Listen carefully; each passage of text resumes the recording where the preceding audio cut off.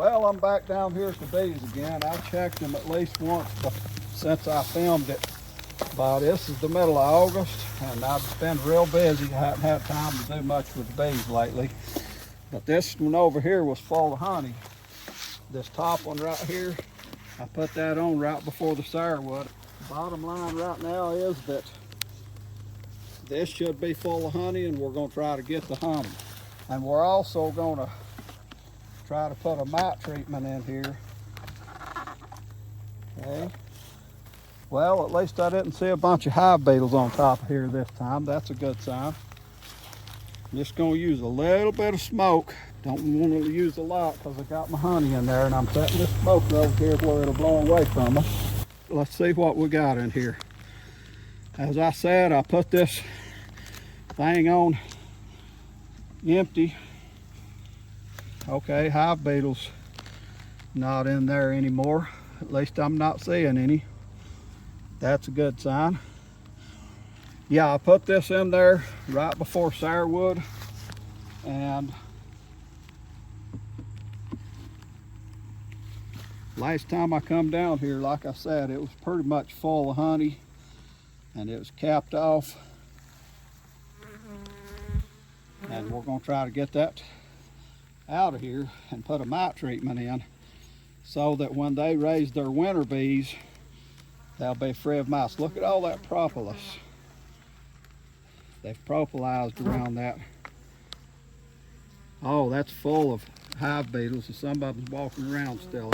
So I'm going to waft a little bit of smoke over just to get the bees down some. And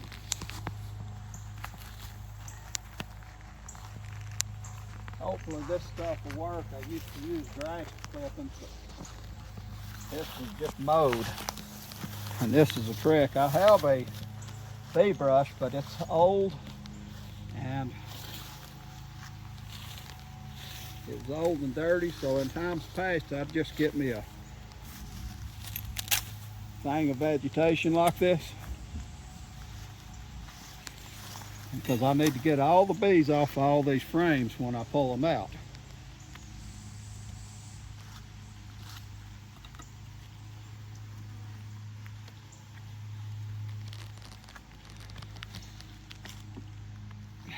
Because the way I'm doing it is I'm transferring these frames over to another one. See what we got here. Look at there. I don't know if that's sourwood honey or not. So here's my trick. First I just shake them a little, but then I just wipe all them bees off. It won't hurt them as long as you don't mash them. You just wipe them off. They get mad, sure.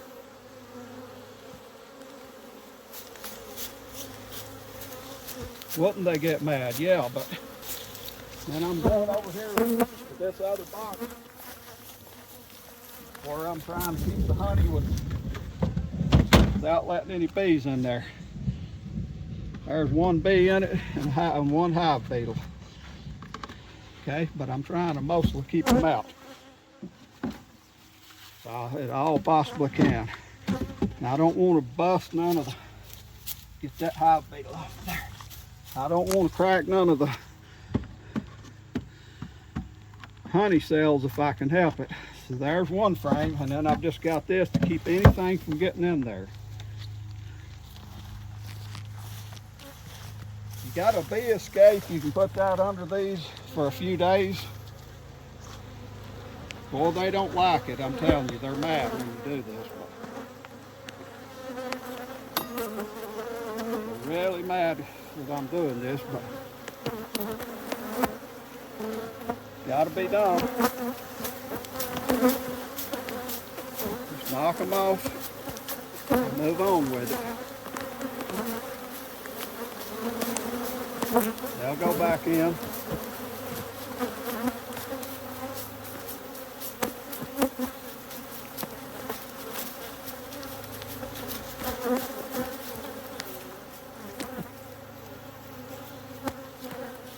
Move away from there. there, left bees to be on here.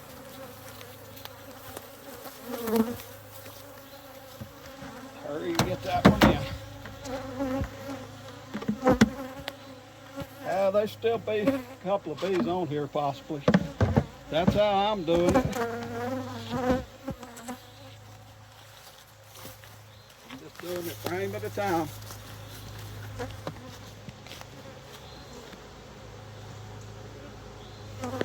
Oh, they're upset.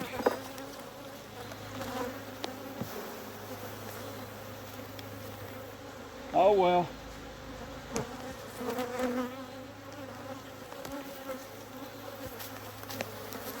This is not hurting them. I know it looks like I'm just knocking them, but all I'm doing is just brushing them off of there. They're tough. As long as I don't squish them. Look at that honey. Completely capped off. Like I said, that was made during the time that the sourwood was blooming. That don't mean it's sourwood, but it's pure sourwood. I didn't really think I've seen the bees working sourwood all that much this year, but they sure made it super full of honey.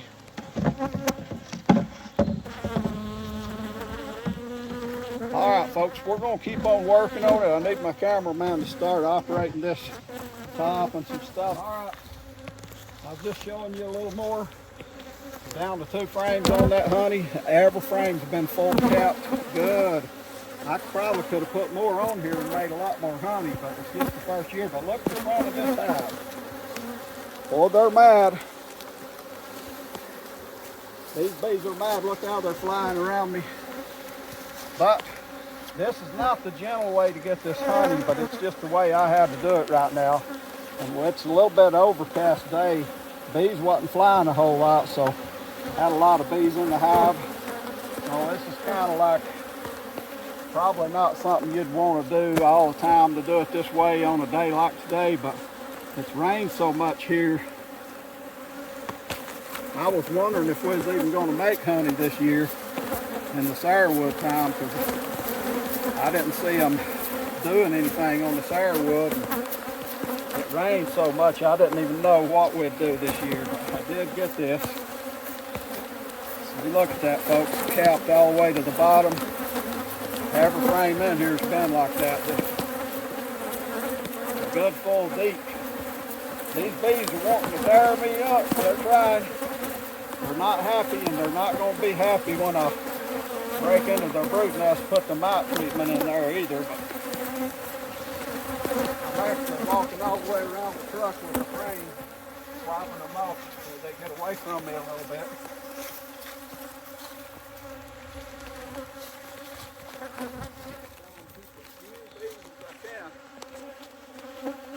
This thing here. All right. I need room for one more. Push that over. Okay. One more frame. I smoked them again a while ago. See, I'm just trying to keep from mashing more of them than I have to. Like I said, a bee escape's probably best, and then you just pull it. But I've just barely had time to do any of this. See there at the top, that's not all kept, and it almost looked like they might have eaten a little bit out of that. That's the first, that's all of anything in here that wasn't completely full of honey. Everything else is kept from top to bottom, every frame. Just like this side is.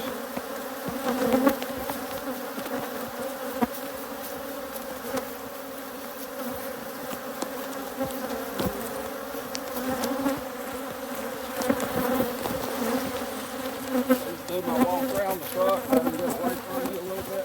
These are not overly aggressive bees all year. They've got a little more aggressive the last little while. And they're always going to be aggressive when you're doing something like this. I mean, I'm taking their honey and got them open and swiping them with grass. You know, they ain't gonna like that no matter what, but okay. Well, hopefully we got most of the bees up to that. And there's the full deep super of honey. I'm pleased. Now, look at that. The only thing is they're crawling up in my glove because the elastic on this glove ain't working too good. Alright, so the next thing I'm doing here, I don't need this on here anymore. See if I can get that off.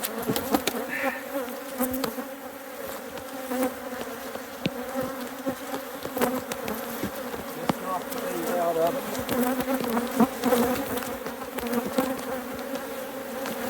Hey, they're mad. You blame them?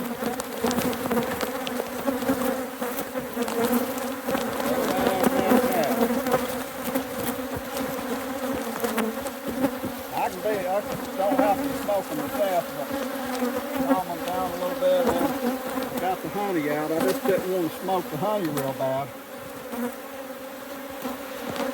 I'm just going to clean that up a little bit. Actually, I need somewhere. I really need to put that somewhere. Throw it down. Afraid I'll get pests around the bee yard.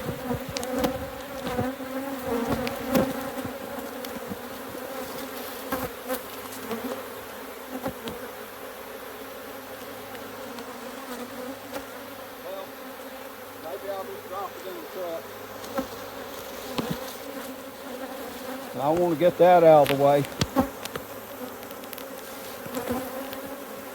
That old comb,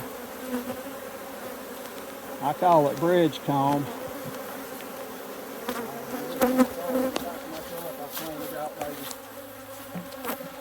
They'll fly off of it. The reason I said that I don't want to throw it down here is because I don't want skunks and different stuff attracted to my bees. One piece of comb did fall down right then, but I'm just cleaning it up a little bit. You don't have to do that, but I don't want to mash no bees or nothing. I can help it. Yeah, they'll crawl right out of that. Okay. Now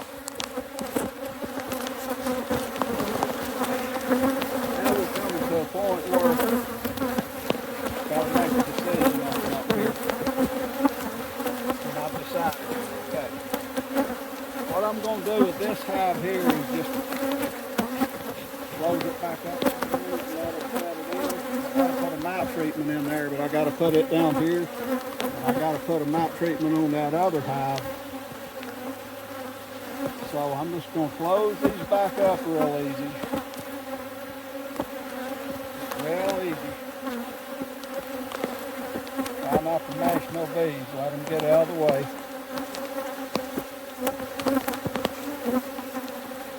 Alright, get off the lid.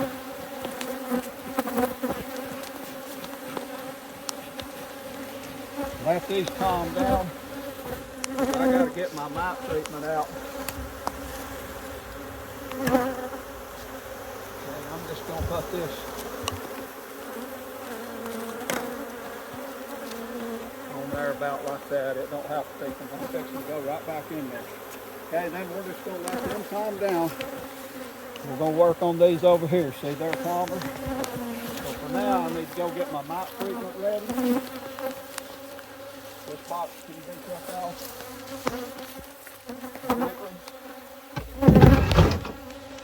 So I've got to get my mite treatment ready for these bees before I start in on my next thing. So I got these mite strips, Varaxan. Anyway, I don't know how to pronounce it. It's the first time I've ever used it. And I just got it down there to a bee store. They said that's the thing to use. Now what they told me they do is they lay 4 of them things right in the brood nest. So I'm going to lay 4 of them right between the 2 brood boxes. what they said they do. So I had to change my gloves, put on these blue gloves, and then when I had my gloves off, one of them stung me on the hand. So I have got stung in this go around at least one time. Another one might have got me on the other hand earlier, kind of through the glove, but I'm not really even counting that if it's through the glove and it's not hurting. But yeah, one of them nailed me right there when I had my gloves off. All right, let's go with these.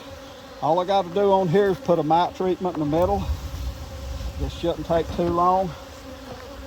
Look for the queen on the top. I've had her to be there before.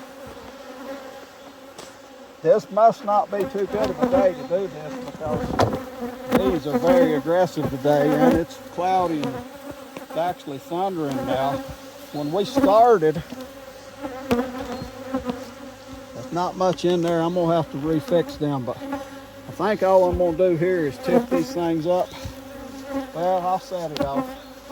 Set it off and put the mite treatment in there and set them back down. Bet it's heavy because full of bees and brood and honey. Okay. All right. Now, need to put my strips right there. Just go ahead and get that little bit of wax off. I'll just leave it in there with them. Let them do whatever they do with it. All right.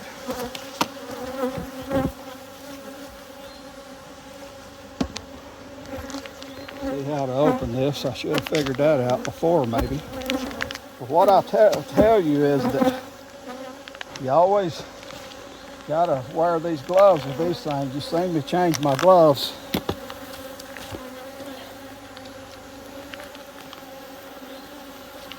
Going down a little bit. Yeah, you gotta wear your gloves when you're handling these strips. Yeah, they're all over me. That other hive over there where I was cutting it. So I need 4 of them. I'm not gonna try to breathe it real heavy either. 2, 3, 4. Okay. What I understand is you just lay it right there. At least that's how Bob Penny and them's been doing it. This has got a slow release oxalic acid that you leave in here for 45 days. It's my understanding on it. 45 or so days. And the bees in the middle of the brood nest, they'll walk back and forth and they get the stuff on them and it knocks the mites off of them.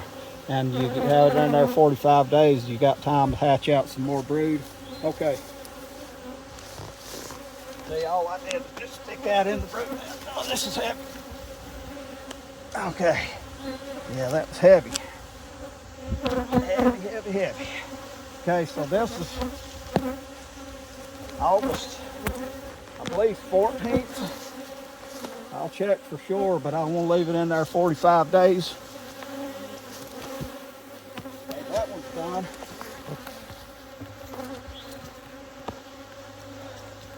That wasn't too bad. Now let's see how this mean one does. They're not really mean. They're just mad because I just took their honey and did all that to them. They're all over me. I'm ignoring it. I can just feel them bouncing off of me.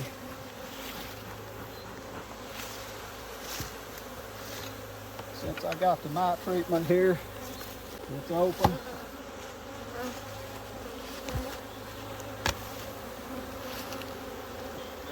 I'm just gonna go ahead and do it.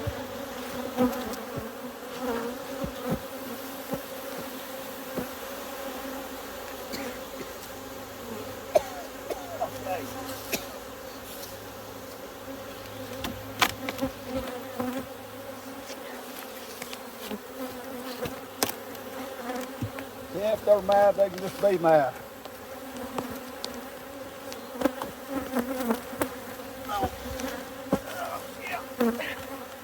I ain't about using them 10 frame boxes.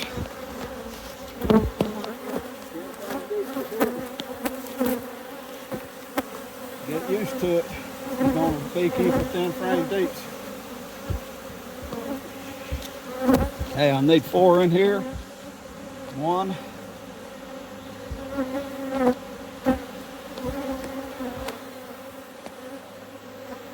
3 more. Now, it's the same thing over here, and that's, I didn't do a mite wash on them or anything. That might have been a good thing to do. Then people do that just to see what your level of mites even is. But I just thought, well, hey, I'm putting it, because I've dealt with it before where that I mess around and wait till I got a problem and wait too long. I'm fixing to start raising the winter bees.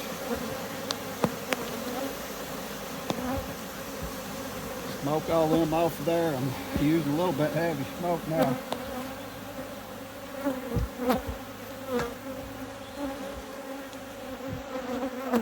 This thing must be 80 pounds at least. Oh, okay.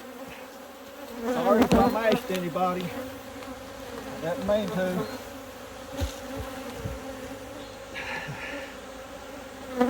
Okay. Don't have to go with it. Move, bees. I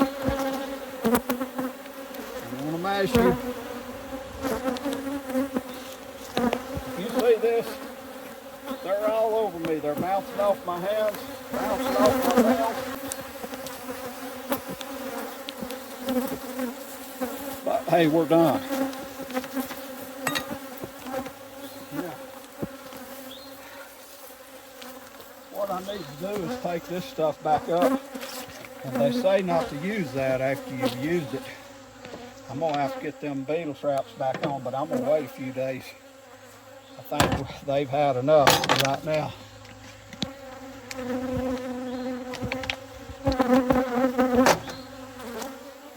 But here's my honey. So that's good reaction success. I got my mite treatment in. Middle of August. Should be plenty of time before they raise the bees.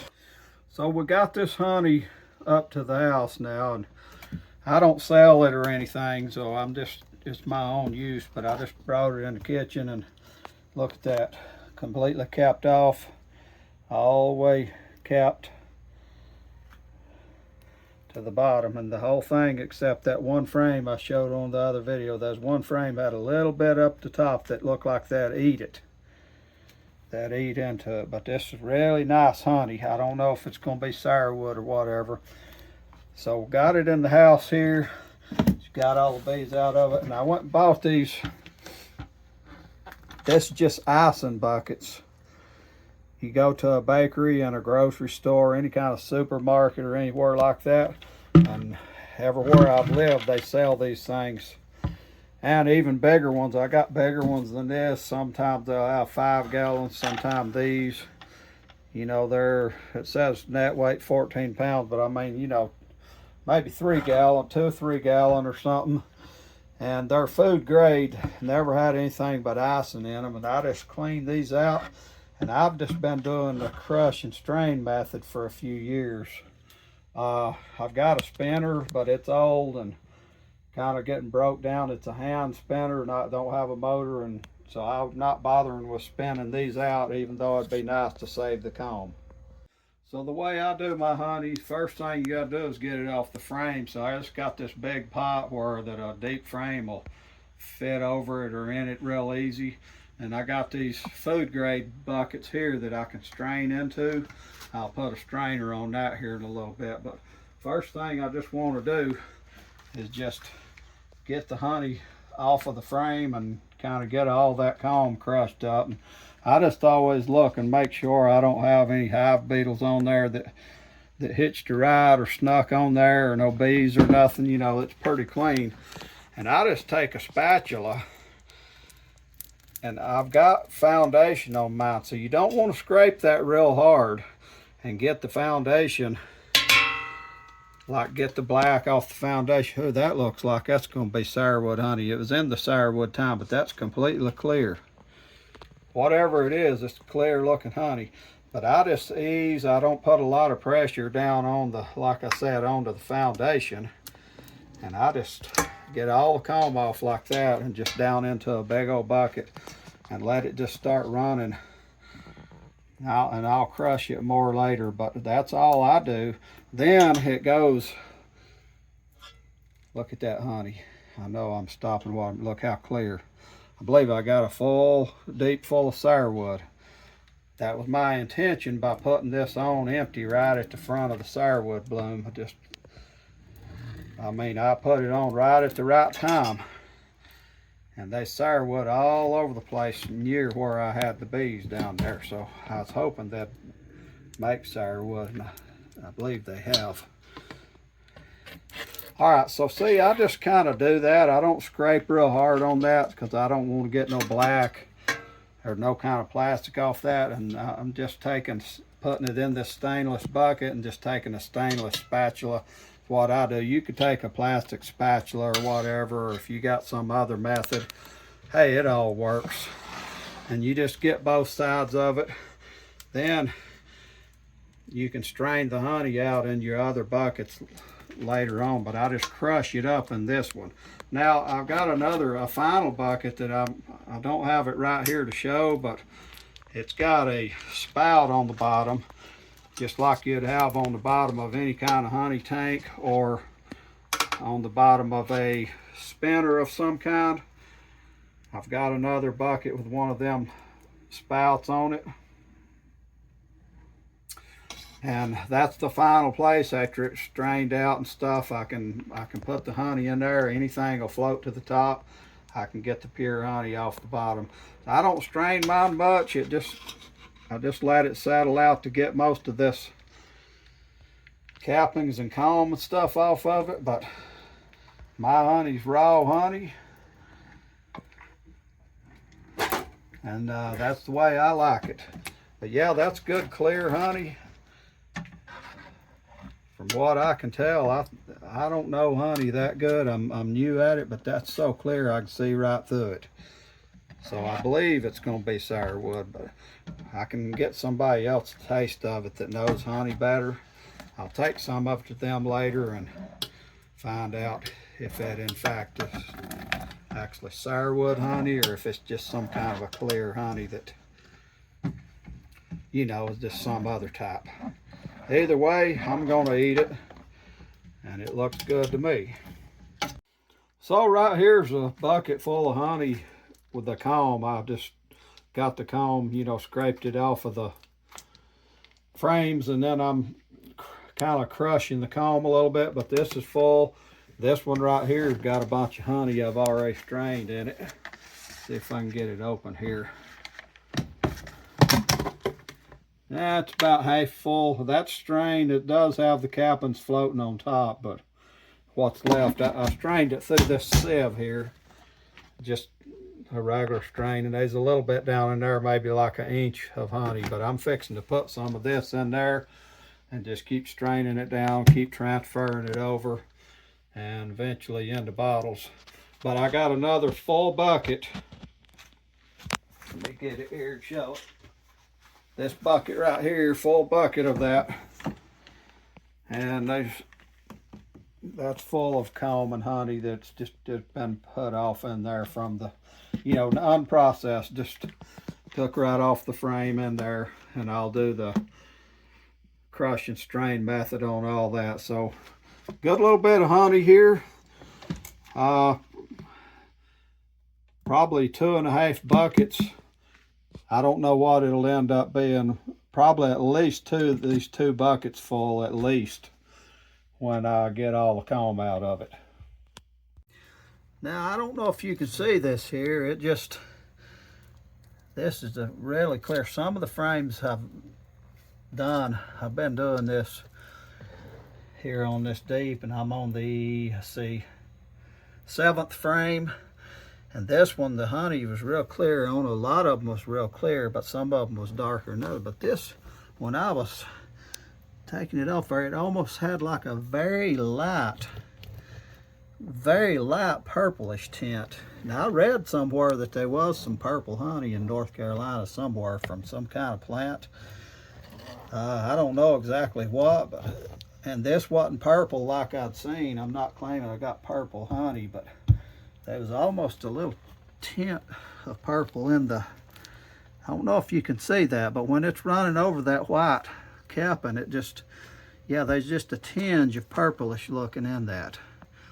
I don't know what to make of it. But there is kudzu around here and stuff, so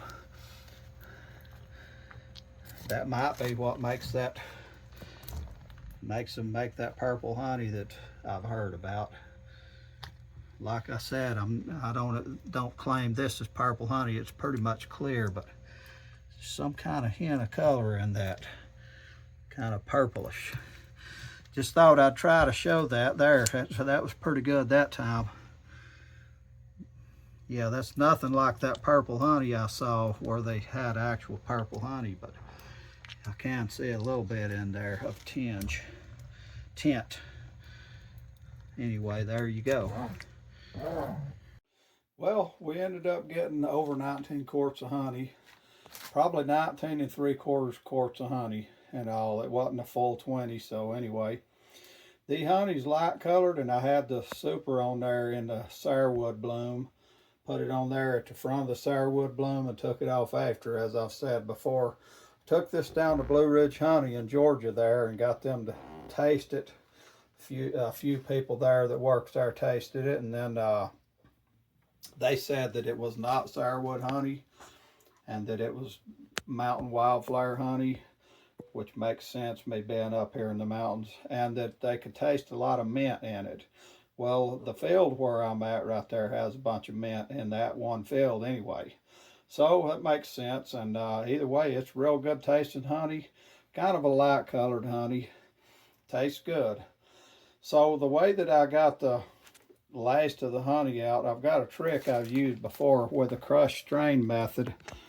So you'll end up straining all the comb the best you can through a sieve. And once I get all that honey strained down and everything, I'll bottle it and all. And then the last little bits of honey, I'll take the comb and just put it in these big Ziploc bags, and then I can just crush that by hand real good. Then I just cut one of the tips of these corners off like that and just hang it up, like say over the empty jar like that. Just hang it from a cabinet or something or whatever. And this will just drip down over the days right out of that little hole. And I'll leave it for 2 or 3 days, however long I need to, till it gets like this, so there's no more coming out of that. Then I can just take this honey and melt it down. This comb, that is, not honey. Take this comb and melt it down and get the wax. And that's the way I do it. That's the way I finish off my crush and strain method. And this honey that I put in these bags, I always just eat myself, and I eat it myself, and I know which jars it's in pretty much. So I never put any honey I'm going to give somebody in these plastic bags or anything, just in case there's something of the plastic bag in there. All that honey just goes through a strainer and goes into the jars. The only plastic it's ever in is if I do it in that food grade icing buckets that I showed. It might be in there just temporarily till I pour it in glass. Because if I'm going to give somebody honey, I'm not going to give them the last thing with the plastic or whatever. I'm giving them good honey. So anyway, that's what we got, and it sure tastes good. All right, that's it. Taking the honey off, getting some mite treatments on there, getting them down to double deep. That'll be for the winter. I'll leave them like that for the winter. Let them backfill everything later after they hatch the winter bees. If I need to feed them, I'll feed them. Maybe I've got some hive top feeders I can put on there where they can take it down fast for the winter. So there you have it. Thanks for watching, and I'll be making more later.